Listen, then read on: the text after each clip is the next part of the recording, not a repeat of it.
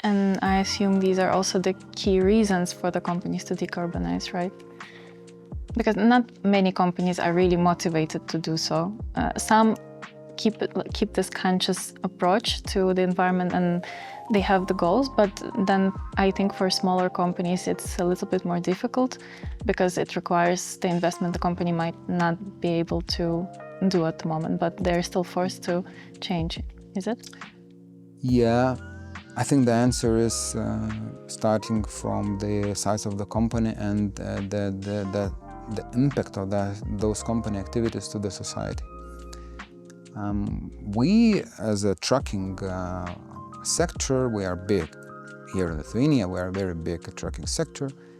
Are responsible for a very big part of today's topic, CO2 emission. That means we have some kind of responsibility to the society. And society has some expectations to us.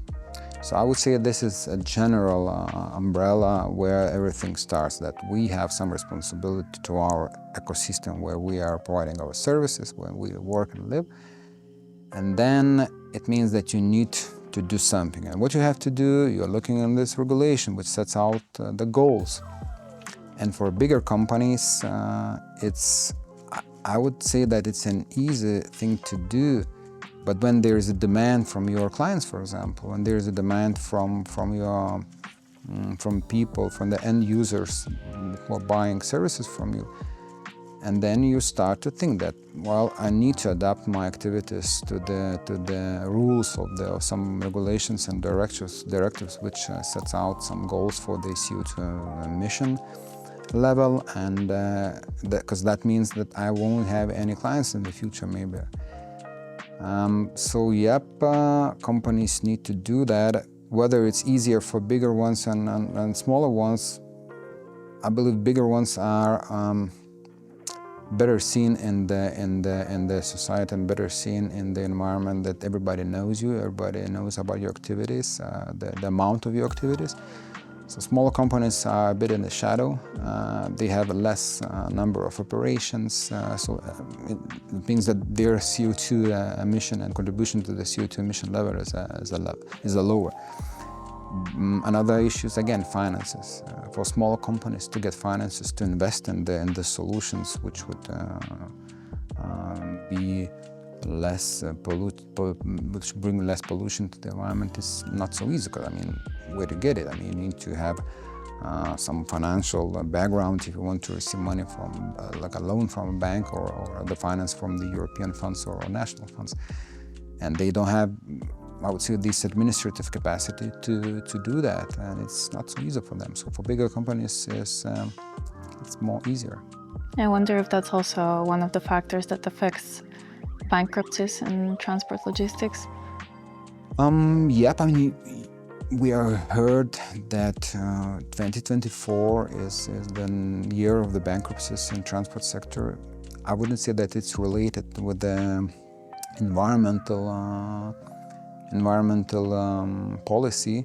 It's more related with the economics of European Union. However, you're right when we speak, for example, about the taxation issues, about the new taxes introduced by some different member states regarding the pollution. For example, I mean, the new taxes in Germany for CO2 emissions, additional 200 euros tax per 1 ton of CO2 emission. It's very big and very high amount of money when you add it to your operational costs. So for little companies, if they are providing their services with a little margin, I mean, it's not easy to comply with these new regulations. And Germany is our first market regarding the trucking services, where we provide our services. It's our first market in European Union. So it means that, and we know that Lithuanian truckers are spending the most time in Germany. I mean, we have our highest amount of kilometers transited through Germany. So it costs money, and for little companies, it costs a lot. So maybe somehow it is also part of their bankruptcies. Mm-hmm. Because I assume that operational costs also affect the end price for the customers, so it's hard for them to compete with other players. Perhaps then you can share your experience or knowledge on how do decarbonization targets affect strategies of logistics businesses in general? What do they adjust according to the decarbonization targets?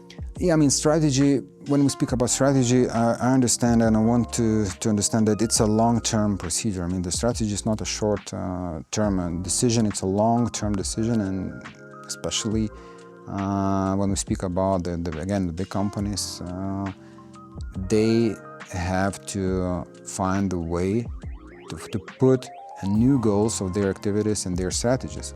That means that they have to have goals 10 years ahead, and they have to answer where they will be in 10 years, how much CO2 they will counter and they will save. Then it means, again, investments. How much finances, how much money you need to invest if you have to renew your fleet.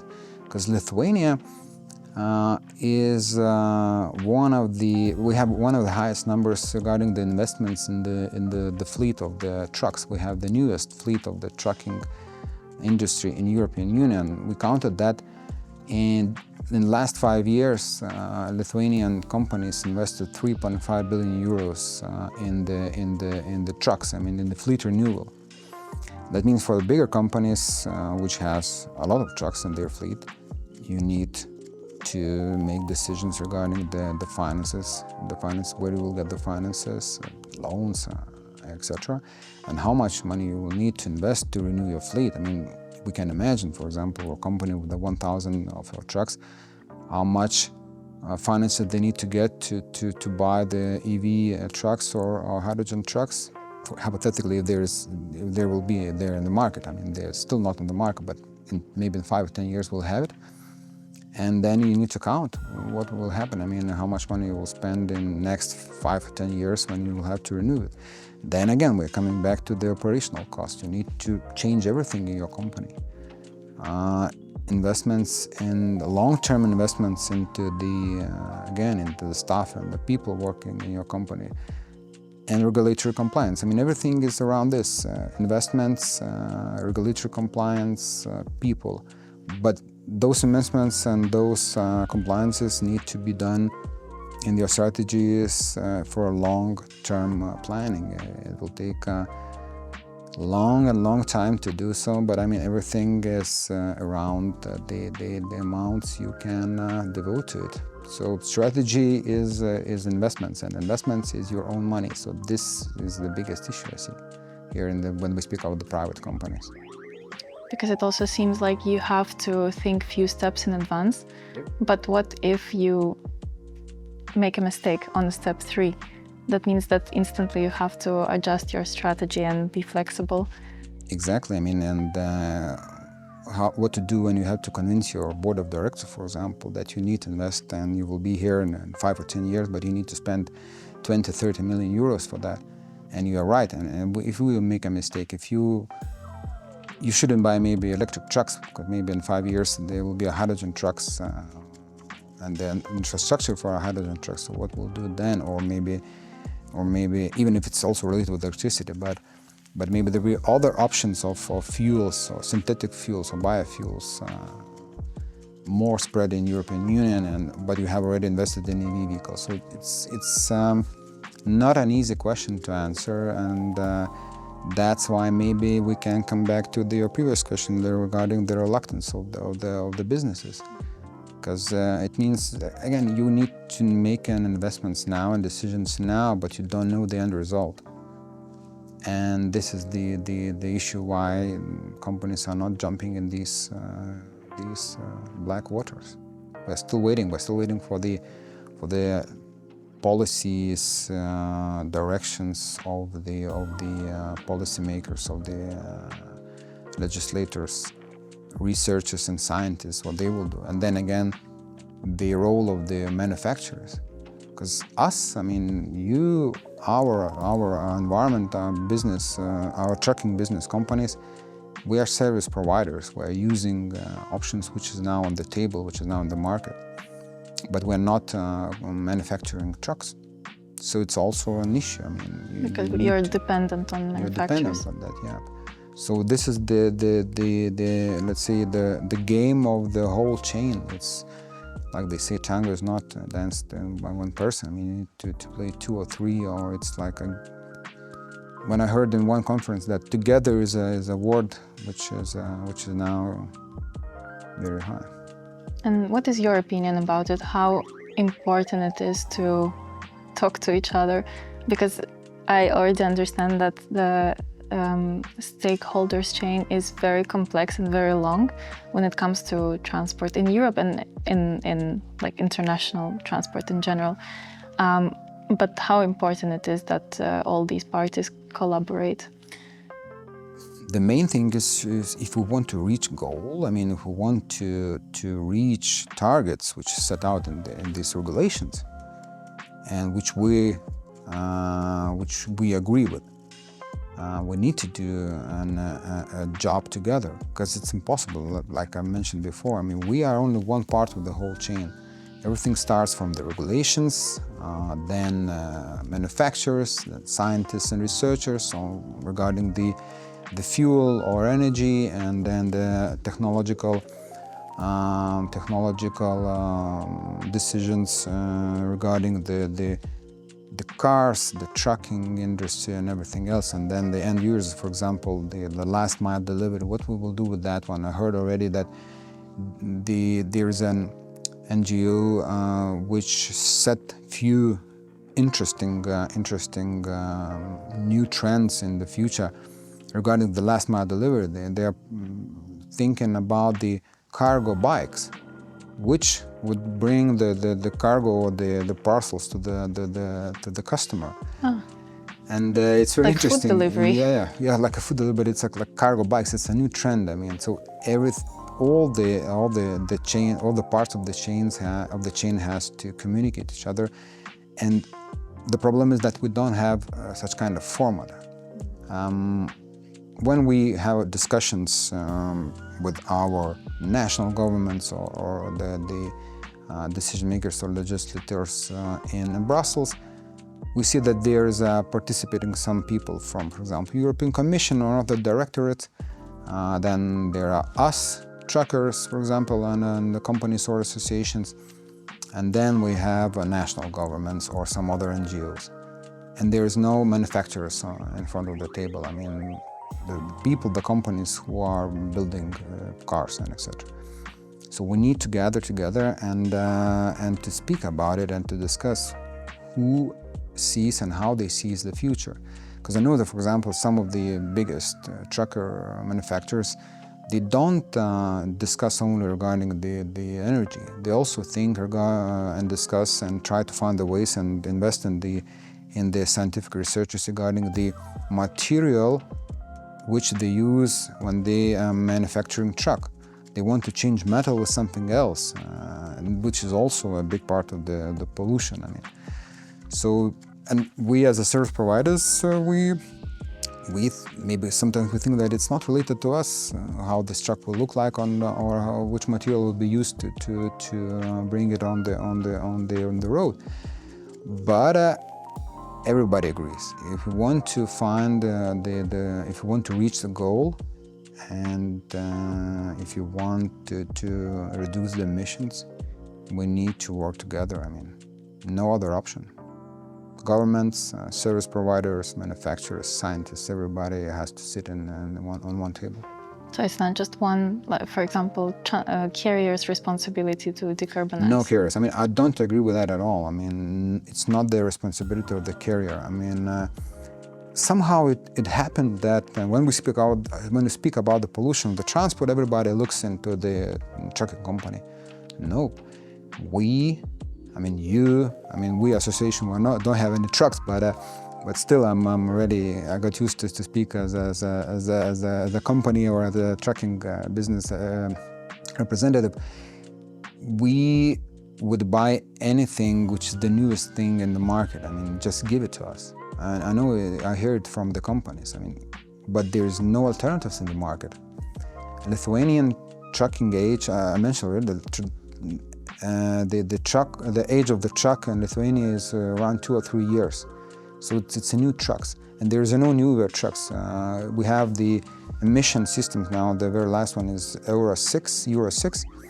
There was a directive on Euro 7, but it was it was adopted, but there is no I don't know how to say in English, but in this Euro 7 directive there were no, let's say, strict goals we have to achieve or something. And it means that the legislation failed to make any alternatives, or the manufacturers won't bring to the market cleaner trucks at the moment. I know that they're working, of course they are working with electricity and etc. But what depends on us, we will do that. I mean, we will buy if there will be an alternative, but then you need infrastructure, because we and companies will not invest millions to the technologies which won't be suitable to the market of European Union. There are 6.2 million of trucks and heavy-duty vehicles in European Union. And what does it mean if we have to make them all electric or other options? I mean, it means that it takes time, it takes investments, and you need to change everything. But having this part done, it doesn't mean that it will be usable. You need infrastructure. So this is the game. I personally believe that infrastructure should come first, and then we would adapt our operations, our fleet to the infrastructure which is on the ground already. So what do you think is needed from the European Union side? Because as I understand, the platform, for example, where different stakeholders and parties could come and talk about what's needed for the development of infrastructure, for example, that it cannot be decided by manufacturers or by carriers, it has to come from governments. So what do you think are some things that are missing that would be nice to have? Somebody has to moderate it. I mean, there has to be a moderator of the participation of the whole parties. What we need, we need a long-term strategy, which is, I mean, we have 2040, 2050, but then we need the decision makers to stay on the same line through the years, through their mandates. I mean, when I speak about the legislation, when I mentioned before, it's good that we have a newly elected head of the Commission, Mr. Ursula von der Leyen, whose main target in their previous term was the Green Deal. So I believe she will continue it. And that means that we have another 5 years of working with this. And it's a very good thing. I mean, there is no new head of the commission, or of course it depends on who will come the responsible commissioner for that topic. But still, it means that the general strategy is to reach the Green Deal, and it will stay within the commission. So it's good that we have the continuation of the work.